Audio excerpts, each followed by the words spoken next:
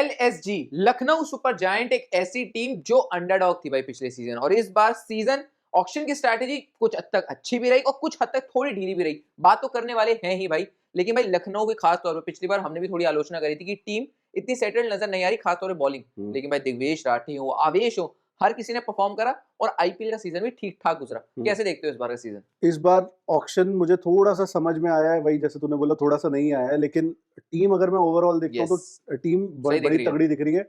और इन्होंने अगेन जो इस बार की थीम रही है यंगस्टर्स में इन्वेस्ट किया काफी ज्यादा।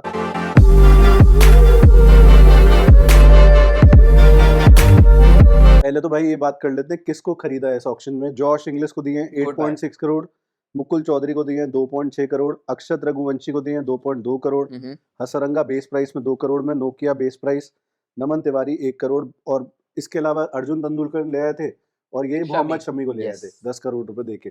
तो क्या थॉट्स हैं? भाई मैं बोलूंगा इनकी बॉलिंग तो जरूर अपग्रेड हुई है शमी के आने से। चाहे शमी, हाँ वो आपको प्राइम शमी ना मिले, लेकिन भाई शमी रौला तो है, खौफ तो अभी भी है। Shami has a point two prove. Yes exactly, काफी ज्यादा कट गया है बिना बात के। एग्जैक्टली कि मतलब टीम से भी बाहर कर दिया गया, ऑक्शन में भी मतलब एक सीजन एसआरएच में गया, आईपीएल में उन्होंने भरोसा नहीं दिखाया। तो भाई वो तो एक मकसद से आएगा, आएंगे हाँ। अब बाकी कुछ कह नहीं सकते भाई। बिल्कुल। और रवि बिश्नोई का जाना, हाँ। लेकिन आप बोलोगे उस क्वालिटी का बॉलर लाए या नहीं लाए मुझे नहीं पता, लेकिन हसरंगा एक अच्छा एडिशन हो सकता है अगर वो सारे मैचेस खेलते हैं तो मैं मानता हूँ। पहले प्लेइंग 11 इनकी बेस्ट जो बन सकती है वो बिल्ड करते हैं, उसके बाद थोड़ा सा इस पे डिस्कशन करते हैं। ओपनर्स में तो कोई चेंज होता दिखता है गिवन द फैक्ट कि जॉश इंग्लिश इस टीम में आ गया है। अभी जॉश इंग्लिश के बारे में भी डिटेल में बात करेंगे कि भाई वो कितने मैचेस के लिए पोटेंशियली अवेलेबल हो सकता है, बट फिर भी भाई मैं अगर मेरे से आप पूछते हो शायद मैं इंग्लिश और मार्च के साथ स्टार्ट करता ओपनिंग। हाँ, मतलब मार्करम का पिछला सीजन आया, लेकिन पिछला सीजन आया। हाँ। अब पास लेकिन में करंट फॉर्म तो तगड़ी है यार। मैं कुछ छीन नहीं रहा, लेकिन इंग्लिश मुझे लगता है एक ज्यादा इंपैक्ट मैं ताबड़तोड़ देखना चाहता हूँ। टॉप 3 जब मैं देखूंगा इंग्लिश, मार्च और पूरन, भाई इनमें संभालने वाला भी तो चाहिए। One of the best. Markram की कोई गलती नहीं है, अगर आप खिला भी लोगे वैसे बड़ी ज्यादती है उनके साथ। मेरे से अगर आप पूछते हो शायद मैं इंग्लिश के साथ जाता, लेकिन इंग्लिश सिर्फ 4 मैचों के लिए ही है और फिर आपको मार्करम पे शिफ्ट होना पड़ेगा, आपको गेम टाइम भी ज्यादा देना है। तो मुझे लगता है मार्करम और मार्च ज्यादा सेंस बनाएगा। अगर इंग्लिश पूरे सीजन के लिए अवेलेबल होते तो मैं इंग्लिश के साथ जाता। अब इंग्लिश की जो कहानी सुनने में आ रही है कि पीबीके के साथ भी थोड़ा सा पंगा हुआ है। हाँ। वो ये हुआ है कि अप्रैल में भाई की शादी है और इसने जो कम्युनिकेट करा पीबीके को पंजाब को कि भाई मैं अवेलेबल नहीं होऊंगा ज्यादा टाइम के लिए, और उसके इमीडिएटली बाद मैं वेडिंग के बाद हनीमून पे चला जाऊंगा। यस। अब जस्टिन लैंगर क्योंकि इस टीम के कोच है और ऑब्वियसली ऑस्ट्रेलियन कनेक्शन अच्छा है उनका, तो उन्होंने समहाउ सुनने में आ रहा है कि कन्विंस कर लिया है कि तू हनीमून डिले कर ले अपना। तो उस केस में वो शादी करके मान लो 2-3 मैच मिस करके वापस आ सकता है। पॉन्टिंग ने क्या कमी थी मुझे नहीं समझ आया कि पॉन्टिंग की शायद नहीं बनती होगी उतनी ज्यादा इंग्लिश से, बट ये आ रहा है सुनने में। अगर ऐसा होता है तो फिर जो तू कह रहा है वो सच हो सकता है कि शायद मार्करम ना खेले और जॉश इंग्लिश खेलता दिखे। गिवन द फैक्ट कि इस टीम ने 8.6 करोड़ दिए हैं उसको यार। फिर तो भाई मैं तो बोल रहा हूँ, और इंग्लिश का जो इमरजेंस हुआ है, जो पिछले साल का इंग्लिश था और इस साल के इंग्लिश में फर्क है। बिल्कुल है। टेस्ट भी खेल रहे हैं, T20 भी लगातार खेल रहे हैं, ओडीआई में भी है, तो मेरा मानना है इंग्लिश खेल सकते हैं। बाकी इंग्लिश की तरफ से कॉन्फर्मेशन आनी बाकी है इस बारे में, तो जो वो आएगी तब हम बात कर लेंगे। बट अभी के लिए मैं शायद अपनी टीम में इतना पजल हुआ पड़ा सिस्टम, मैं शायद मार्च मार्करम की जोड़ी ही रखता। फेयर है ना। 3 पे पूरन भाई, पूरन वन ऑफ द बेस्ट फिलहाल के टाइम पे। पंत को नहीं देना चाहोगे नंबर 3 की? भाई पिछली बार वो उसका ऑर्डर थोड़ा सेट नहीं था और उसका सीजन बहुत ही घटिया गया। लेकिन भाई मेरा ऐसा मानना है पंत का बेस्ट आ जाएगा ना तो फिर पूरन का थोड़ा नीचे आ जाएगा। मेरा ये मानना है आप ज्यादा से ज्यादा बॉले दो, और पूरन ने पिछली बार जो 3 पे इम्पैक्ट डाला है, मुझे ऐसा लगता है पंत का शायद ये बेस्ट फॉर्मेट भी नहीं है। और पंत अगर बीच में आके संभाले, पिछला सीजन गया बहुतों का खराब गया, लेकिन पंत जिस क्वालिटी का प्लेयर है भाई, आईपीएल में कमाल करते हुए देखा है और 4 पे ही करते हुए देखा है, तो मैं 4 पे पंत को रखूंगा, 3 पे पूरन को रखूंगा। भाई टॉप 4 तो इनका भाई सॉलिड है। अगर इसमें इंग्लिश आ जाता है मार्करम की जगह तो शायद अपग्रेड ही है पिछले सीजन से भी। अब इसमें ये भी एक वो है, कोई ज्यादा लंबी बात खींचने वाली बात है, बट मार्च की क्या वो फॉर्म होगी? क्या पंत की अगर फॉर्म बेटर हो जाए तो शायद ये टीम टॉप 4 में ब्रेक कर जाए। बिल्कुल डेफिनेटली।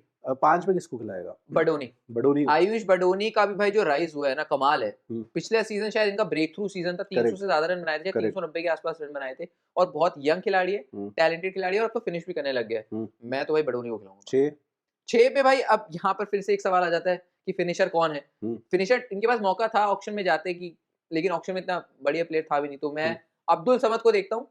यहाँ पे थोड़ी कमी हल्की सी मेरे को नजर आती है कि hot and cold Abdul Samad का थोड़ा मिलता है। करेक्ट। अब्दुल समद अगर हॉट आते हैं जो हमने एसआरएच के लिए देखे थे, तो भाई गजब हो सकता है। तो मैं 6 नंबर पे अब्दुल समद को खिलाऊंगा। बट 6 पे अब्दुल समद के लिए थोड़ा सा जल्दी है, ऐसा मुझे फील हो रहा है। जल्दी है। एक आप कोई यंग टैलेंट खिला सकते हो, लेकिन कोई है नहीं। मुकुल चौधरी है, मुकुल चौधरी इन्होंने खरीदा है, वो राजस्थान के लिए कीपर है, मतलब कीपर तो इनके सॉर्टेड ही है, पूरन भी है, पंत भी है, बट ये फिनिशर का रोल ले रहा है अपनी टीम में।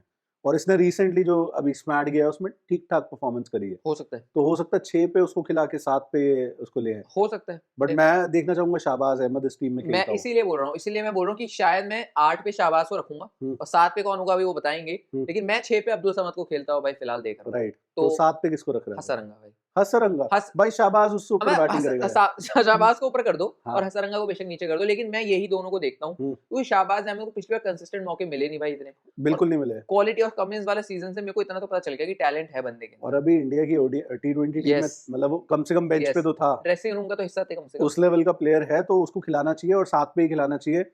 इवन आप ये भी कर सकते हो कि 6 पे शाहबाज को खिला के 7 को प्रॉपर अब्दुल समद को, वो लास्ट के 4-5 ओवर का प्लेयर रखो, पॉसिबल है। और फिर 8 पे हसरंगा को लेकिन बैटिंग से प्रूव करना है भाई अभी, बहुत ज्यादा प्रूव करना है। क्योंकि जो हमने इंटरनेशनल में थोड़ी बहुत झलकियां देखी है, आईपीएल में हमें देखनी बाकी है। और इस टीम की एक और खास बात है कि लेफ्ट राइट का कॉम्बिनेशन कभी इनका टूट ही नहीं रहा है, बढ़िया बन रहा है, ये तो एक बढ़िया और प्लस चीज है। पॉइंट है भाई इस चीज के लिए। फिर 9 पे शमी 9 पे शमी खेलेंगे, थोड़ा लप्पे वप्पे घुमा लेते हैं। हाँ सही है। और मेन तो काम उनका बॉलिंग है, लेकिन मैं शमी को 9 पे खेलते हुए देखता हूँ। फिर मयंक यादव है, अगर वो फिट है तो, अगर मयंक यादव फिट है भाई, वो अगर का तो इस पूरी टीम ही अगर पे चल रही है। दिक्कत ये है ऑनेस्टली, मयंक यादव फिट है कि नहीं है, मोहसिन फिट है कि नहीं है, शमी फिट है या नहीं है, शमी फिट है या नहीं है, 3 तो आपके फास्ट बॉलर्स ही हो गए।